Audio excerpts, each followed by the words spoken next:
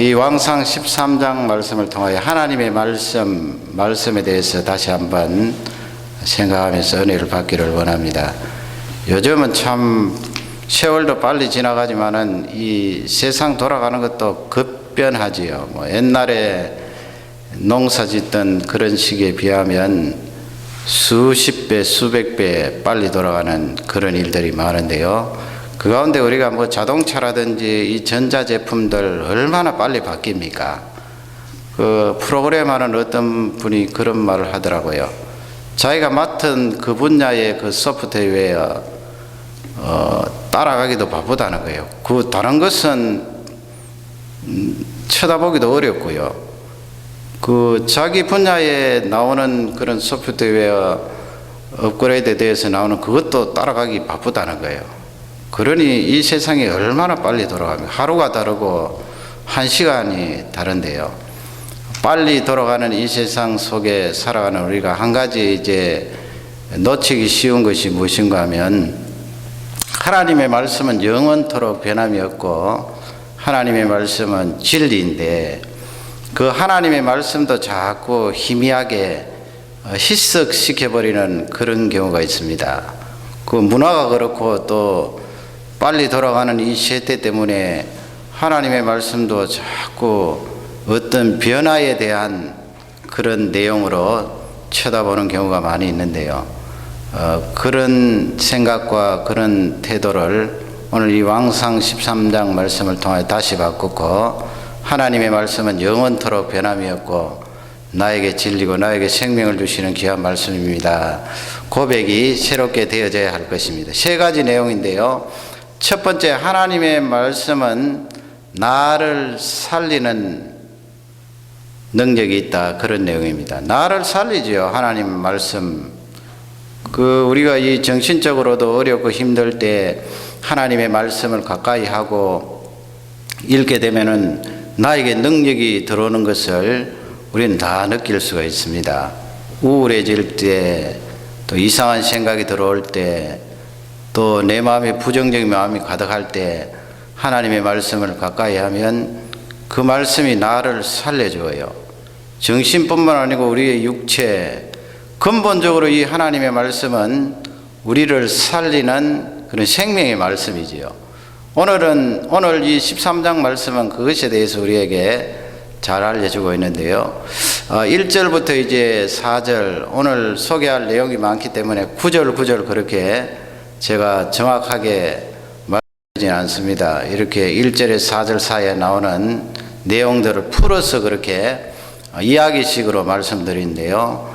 이 지난 시간에 말씀드린 대로 솔로몬의 아들은 독자 르호보암이 있었다고 그랬고요. 그 르호보암은 어른들의 말을 듣지 않고 자기 마음대로 젊은 사람들을 따라 정책을 정하는 바람에 이 유다 지파하고 베냐민 지파를 다스리는 남쪽 지방의 왕이 되었고요. 그 대신에 이 에브라임 산지 출신인 이 여로보암이라는 자가 있습니다. 이 북쪽에 있는 10지파를 담당하여서 이제 왕이 되었는데요. 하나님께서 솔로몬의 죄 때문에 나라를 반으로 가르신 거지요. 이 여로보암이 이제 가만히 생각하니까 자기가 분리할 것 아닙니까? 그것이 이제 12장 뒷부분에 나와 있는데요. 그 분리한 이유는 예루살렘에 하나님의 성전이 있거든요. 그리고 이스라엘 백성들이 1년에 몇 차례씩 예루살렘에 올라가서 거기서 예배 드리고 내려오고 이렇게 순례의 길을 걷는데 여로보암이 왕이 되고 나니까 불안할 것 아니에요. 왜냐하면 제사드리러 그쪽에 올라갔다가 마음이 바뀌어서 백성들이 자기에게 등을 돌릴까 봐서 불안하니까 그 예루살렘에 제사 드리러 올라가지 말고 북쪽 이스라엘 지역에 우리가 분양하는 그런 단을 만들자 해서 세운 것이 바로 금송아지예요. 하나님의 자녀가 금송아지를 만들어서 이제 섬기는데 그것도 한 군데가 아니고 예루살렘에서 가까운 베델은 예루살렘에서 20km거든요. 그러니까 이스라엘 백성들이 예루살렘으로 가다가 베델에 딱 멈춰서 거기서 그냥 우상 섬기도록 정책적으로 그렇게 한 거예요. 그리고 단이라는 지역에 거기에 또 단을 만들고 금송아지를 만들어서 거기서 우상을 섬기게 했는데, 북쪽 이스라엘은 단과 베델에서 이제 우상을 섬기게 되는 것입니다. 그런 내용이 이제 12장 뒷부분부터 해서 오늘까지 이제 13장까지 연결이 되어 왔는데요. 하나님께서 그런 여로보암을 향하여서 말씀을 주시는 내용이에요. 말씀을 주시는데, 북쪽 이스라엘은 선지자가 또 남쪽으로 도망가 버리고 핍박이 있으니까 말이죠. 도망가 버리고 거기 남아있던 사람은 하나님의 말씀을 바로 전하는 사람들이 아니에요. 그러니까 하나님께서 남쪽에 있는 이 유다 지역에 있는 선지자를 베델 땅으로 보내는 내용이 거기에 나와 있는데, 2절 3절 보면은 거기서 이제 예언을 합니다. 앞으로 이 다윗의 자손 가운데 요시아라는 그런 후손이 태어나는데, 그 후손이 제사장들을 잡아서, 거기 제사장은 이방 우상을 섬기는 제사장들이에요. 하나님의 제사장이 아니고 제사장들을 잡아서, 지금은 너희들이 짐승을 거기에 올려놓고 우상에게 제사를 드리지만은 그 요시아 때가 되면은 그 이방 제사장들을 잡아서 그 위에 태울 것이다. 그리고 그들의 뼈를 태우는 그날이 있을 것이다. 그렇게 예언을 했는데, 그 요시아는 본문 나오는 이 왕과 시대적으로 비교하면 한 300년 이상 뒤에 태어난 사람이에요. 유다 임금님이지요. 그렇게 이야기를 하면서 이제 4절 말씀에 가면은 이제 단을, 3절 4절 말씀에서 단을 향하여 이 유다 선지자가 예언을 하는데요. 그 내용이 이제 2절 3절 그렇게 되는데, 거기서 단아 그렇게 외치면서 예언을 하는데, 이 단이 가루가 될 것이고 또 단이 쫙 갈라져서 산산조각이 날 것이다. 그렇게 예언을 하는데, 여로보암이 그 선지자가 갔을 때 마침 우상에게 분향을 하고 있었거든요. 그러니까 여로보암이 그 말을 듣고 화가 나서 전져서 당장 잡아서 옥에 쳐넣어라. 성경에는 뭐 쳐넣어라 말씀 없습니다만 잡아라. 그러니까 이 여로보암 왕이 손을 내밀어서 가르치는 그 순간 손이 그만 딱 굳어버렸어요. 얼마나 무서워요. 딱 굳어버리니까 그때부터는 이제 자기 몸에 이상이 오니까 선지자 앞에 살살살 빌어서 하나님의 은혜를 구하여서 나를 고쳐달라 이야기하니까, 선지자가 하나님 앞에 간절히 구하여서 고침을 받는 그런 내용이 나오는데, 그러면 하나님께서 2절에서 4절 사이에 주시는 메시지는, 북쪽 이스라엘은 올바른 선지자가 별로 없으니까 하나님께서 하나님의 말씀을 그에게 주시기 위하여 남쪽에서 파송한 선지자를 통하여 말씀을 듣는 거예요.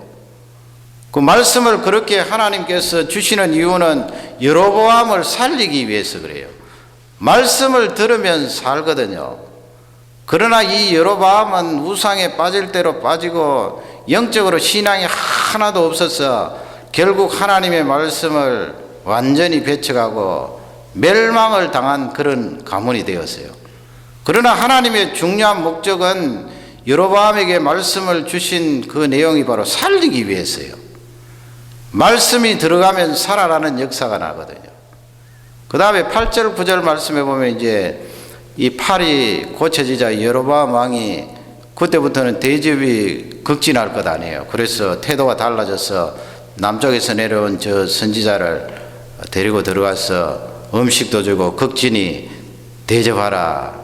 들어가자. 그러니까 8절 9절 말씀에 하나님의 명을 받은 그 선지자가 이야기를 하는 거예요. 나는 왕실에 있는 재산 절반을 주어도 당신이 말하는 대로 들어가서 먹을 수가 없습니다. 왜냐하면 하나님께서 내가 내려올 때 말씀을 주셨는데, 너는 베델 땅으로 내려갈 때 내려갔던 그 길로도 다시 돌아오지 말고 한번 걸어갔던 길이 아닌 다른 길로 돌아서 다시 예루살렘 유다 땅으로 돌아오느라. 그리고 네가 거기에 갔다 오는 중에 떡도 먹지 말고 물도 마시지 마라.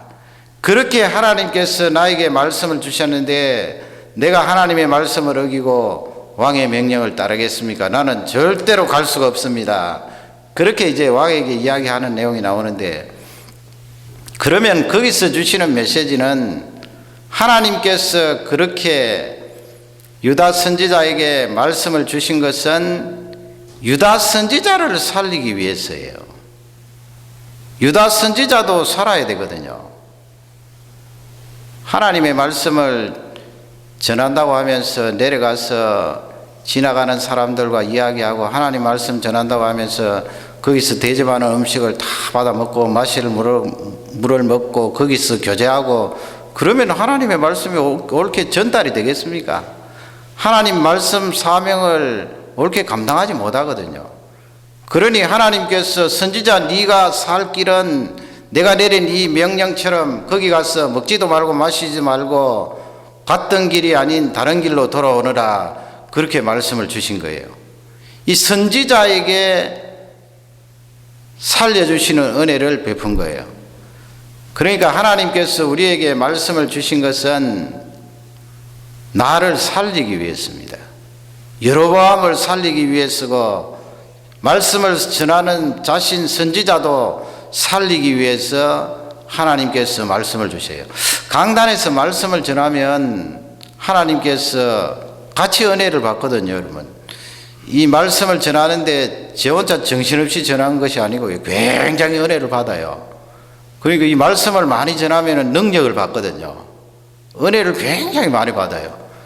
그러면 말씀을 듣는 사람만 사는 것이 아니고 오늘 이 유다 선지자처럼 말씀을 전하는 사람도 사는 거예요.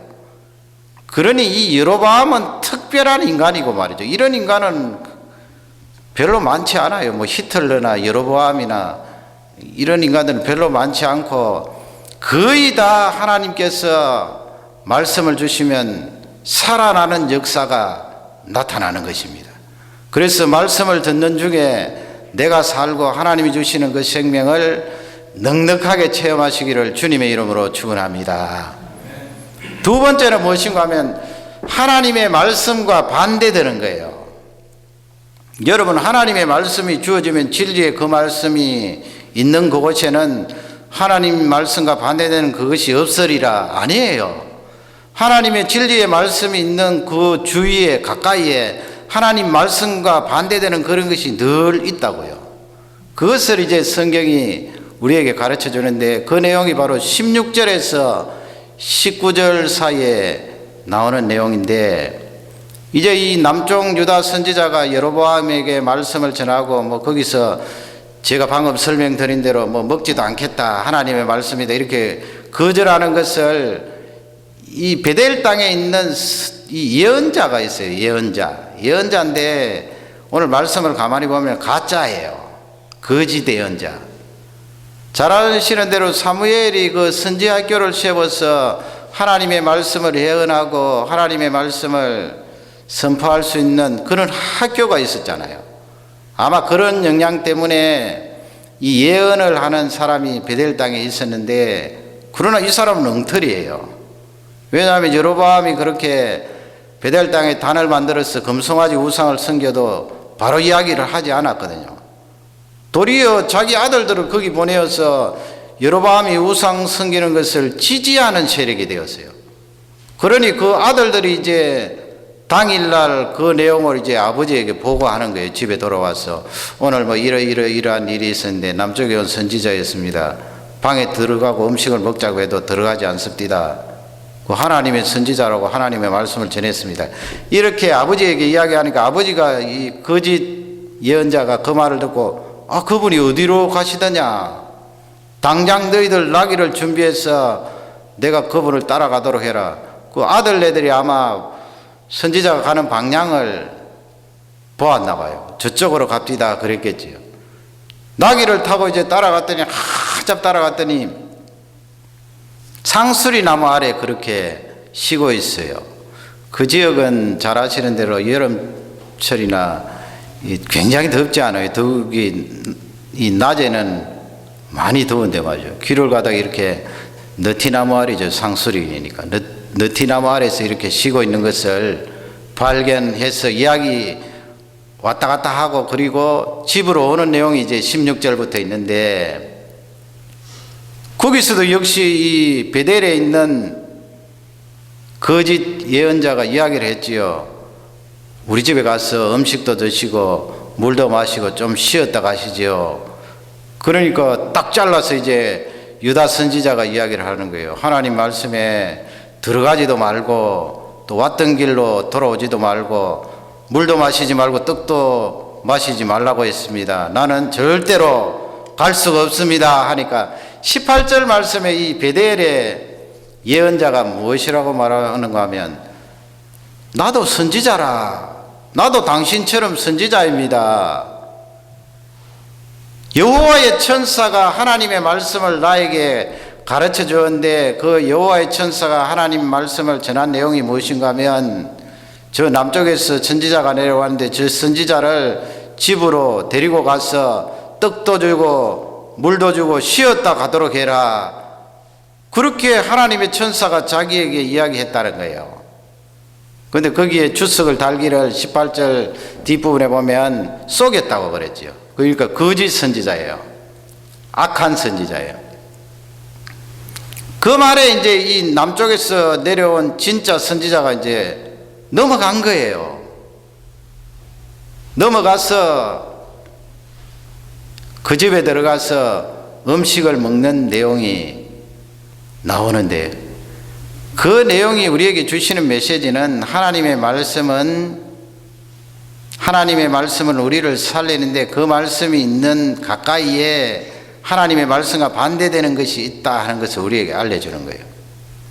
그 사도 바울이 그렇게 말하지 않았습니까? 하나님의 법을 따르는 마음이 내 속에도 있고 로마서 7장이에요.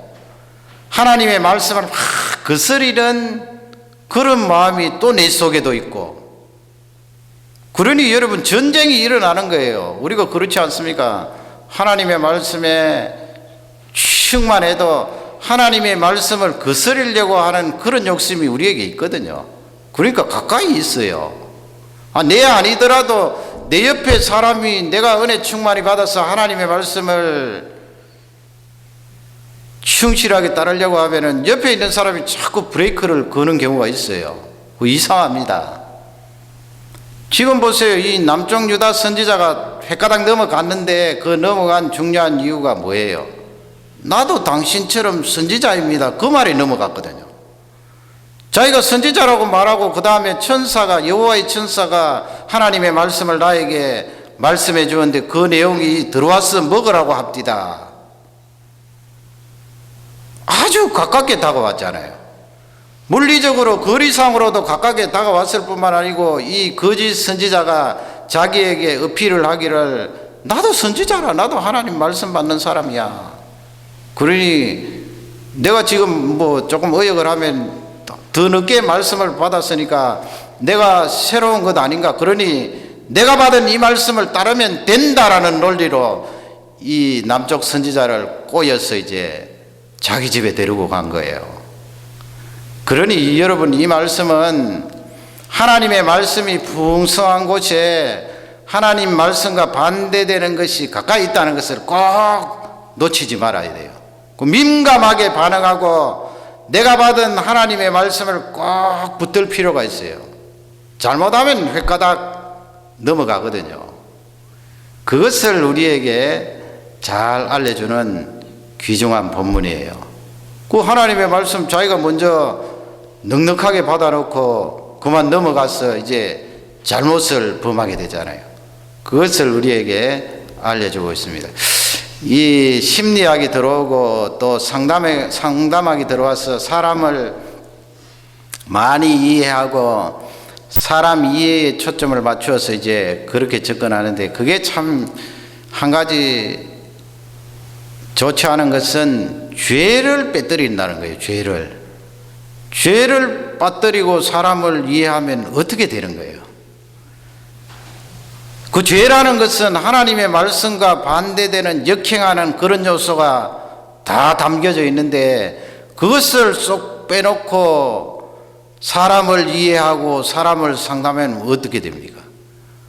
그러니 하나님의 말씀이 나에게 먼저 주어주시면 그 말씀이 틀림이 없는 하나님의 말씀으로 내가 받아지었으면 놓치지 말아야 돼요. 그것을 꼭 쥐고 끝까지 나아갈 수 있도록 하나님의 은혜를 구하고 그 말씀을 따라가야 될 것입니다. 세 번째로 우리에게 주시는 메시지는 하나님의 말씀은 반드시 이루어진다는 거예요. 여러분, 서두에 제가 말씀드렸지 않습니까? 이렇게 세태가 빨리 돌아가는데 이 세태에 돌아가는 것 때문에 우리가 이 하나님의 말씀도 좀 무슨 변질이 있지 않을까, 조금이라도 그런 생각이 들어오면 잘라버려야 돼요. 하나님의 말씀은 변질 없어요. 오늘 이 13장 말씀은 그것을 우리에게 철저히 알려주고 있는 거예요. 20절에서 22절 말씀에 보면은 거기에 이제 들어가서 음식을 나누잖아요. 베델에 있는 거짓 선지자하고 남쪽에서 내려온 진짜 하나님의 선지자하고 방에 들어가서 이제 음식을 나누고 물도 마시고 쭉 이렇게 교제를 하는데 22절 말씀에 가면은 갑자기 성령께서 역사를 하셔서 거짓 선지자가 입을 확 여는데 말이죠. 거짓 선지자가 그때는 이제 바로 예언을 하는 거예요. 그리고 남쪽에 내려온 그 선지자를 향하여서 하나님 말씀이 책망을 하는 거죠. 너 어떻게 해서 먹지도 말고 마시지도 말고 돌아왔던 길로 돌아가지도 말고 그렇게 머물지 마라 그랬는데 왜 이렇게 들어와서 먹고 마시고 머무느냐? 너가 너의 조상의 묘실에 묻히지 못할 것이다. 그러니까 길거리에서 죽겠다는 말씀이에요. 그런 무시무시한 예언을 하는데 그 하나님의 말씀이 틀림없이 이루어진다 하는 그것을 이 거짓 선지자의 입을 통하여서 입을 빌어서 이제 그에게 가르쳐 주는데 이제 떠나잖아요. 두 사람이 헤어져서 떠나는데 베델에 있는 거짓 선지자가 나귀를 하나 내어주면서 이제 떠나요. 떠나는데 한참 시간이 지났는데 아들네들이 이제 소문을 알려주는데 그 길거리에 어떤 사람이 길을 가는데 사자에게 물려 죽었다고 합니다. 거기 보니까 뭐 사람들 이야기 들으니까 나귀도 거기 서 있고 사자도 우두커니 있다고 합니다. 옛날에는 여러분 사자가 그 숲속에 살았거든요. 그 역사적인 자료들도 이렇게 역사가들이 이야기하는 거 보면은 이 숲속에 사자들이 실제 더운 지방이고 하니까 살았고요. 점점 이제 그렇게 자연 서식하는 사자들이 줄어들었습니다만은 다윗 시대도 그렇고 이 사자들이나 곰이 많이 살았다고요. 요즘도 여러분 여기 밴쿠버 바깥쪽으로 나가면 곰도 나오고 그런데 왜 그때 사자가 없었겠어요?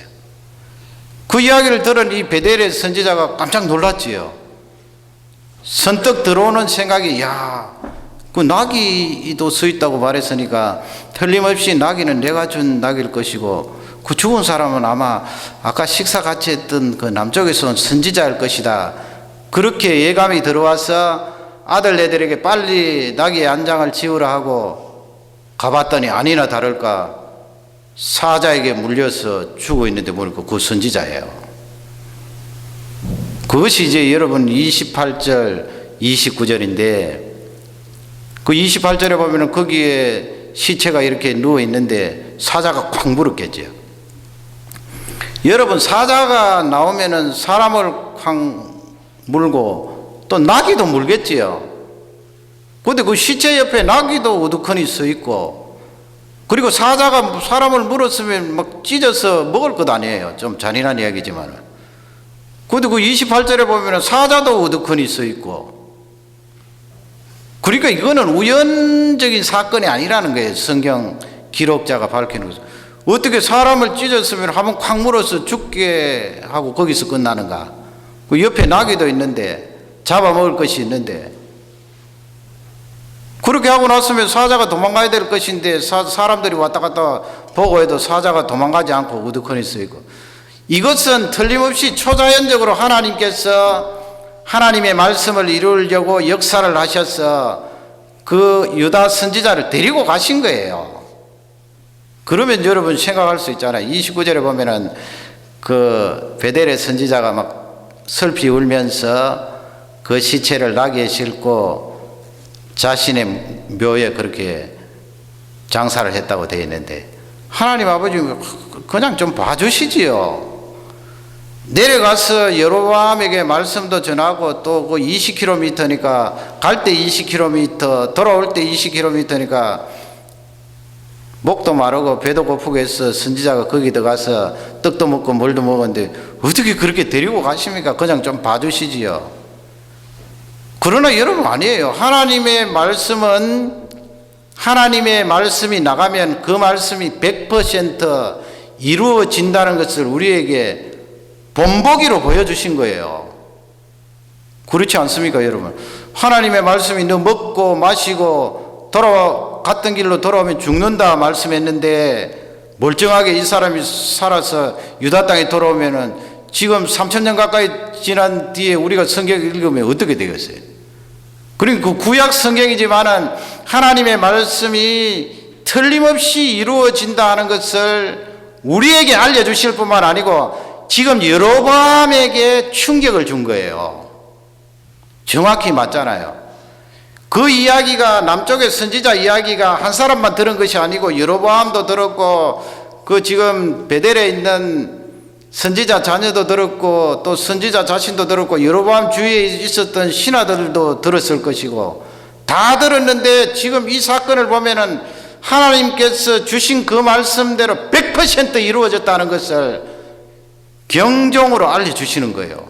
그래서 맛배기로 그 남쪽 선지자를 데리고 가신 거예요. 사자를 불러서. 그러니 이 29절에 슬피 울면서 자기 묘에 장사한 이 베델의 선지자도 깨달은 바가 있겠죠. 이야, 이 사람은 참 앞쪽에 말씀도 나옵니다만은 참 하나님이 보낸 사람이구나. 그렇게 고백하죠. 그 말씀은 하나님의 말씀은 틀림없이 이루어지는구나. 여로보암도 충격을 받았을 거 아니에요.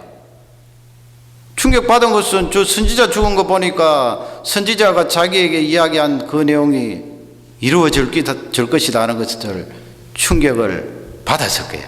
그러나 이 사람은 완전히 간 사람이에요. 그런 충격을 받아도 그냥 우상을 섬긴 거예요. 그러면 우리가 여기서 나에게 적용해야 될 말씀은 하나님의 말씀은 반드시 이루어져요. 이 성경책에 기록된 내용 반드시 이루어져요. 아무리 세상이 빨리 변하고 아무리 좋은 것이 나와도 하나님의 말씀은 틀림이 없어요. 그 말씀의 중심이 뭐예요? 예수 그리스도 외에는 구원이 없다예요. 이 세상에 아무리 문명이 발달되고 급속도로 전자제품이 발달이 되어서 나오고 우리 자동차도 얼마나 좋아지고 살기가 좋아지고 이래도 절대 불변의 진리는 예수 그리스도를 통하지 않고는 하나님 앞에 설 자가 없다는 거예요. 얼마나 귀한 말씀이에요. 그리고 그 예수 그리스도를 통하지 않는 사람은 심판이 있다는 말씀이에요. 심판이 있지요. 성경에 수없이 심판이 나오는데 예수님도 친히 말씀하셨고 그냥 하나님이 슬쩍 건너뛸 리가 있습니까? 예수 그리스도의 피로 말미암아 그 죄의 모든 값을 치르지 않으면 심판 아래 있게 되지요. 사망 아래 놓이게 되는 거예요. 그러면 여러분, 내가 먼저 예수님 믿게 된 것은 축복이지요. 하나님께서 나를 먼저 불러주시고 하나님 자녀 삼아주신 것은 내 주위에 있는 가족들, 친척들 구원해 주시겠다는 사인 아니에요. 사인이거든요. 그런 믿음이 우리에게 있어요. 그런 믿음이 있으면 이제 믿지 않는 영혼들을 위하여 간절히 기도하고 우리 사람이 해야 될 것은 해야 되잖아요. 믿음만 가지고 그냥 하나님 아버지 건져주실 것입니다. 기도도 별로 안 하고 그렇게 하면 안 되거든요. 하나님 아버지 이 믿음을 나를 먼저 불러주시고 하나님 자녀 삼아주셨는데 하나님 말씀은 반드시 이루어지는데 내 옆에 있는 가까운 분들 예수님 믿게 해주십시오. 하나님 자녀 되게 해주십시오. 하나님의 말씀은 분명히 심판을 말씀하시고 예수 그리스도를 통하여 구원을 말씀해 주셨는데 하나님 이 말씀이 변하지 않을 것입니다. 나를 먼저 불러주신 하나님 내 주위에 있는 사람들을 건져주시고 하나님 자녀 삼아주십시오. 그런 신앙을 적용하는 단계까지 나아가는 귀한 은혜가 있기를 바랍니다. 오늘 이 하나님의 말씀에 대한 귀한 진리의 교훈이 우리 모든 성도님들 가정의 축복으로 이어지기를 주님의 이름으로 축원합니다. 다 같이 우리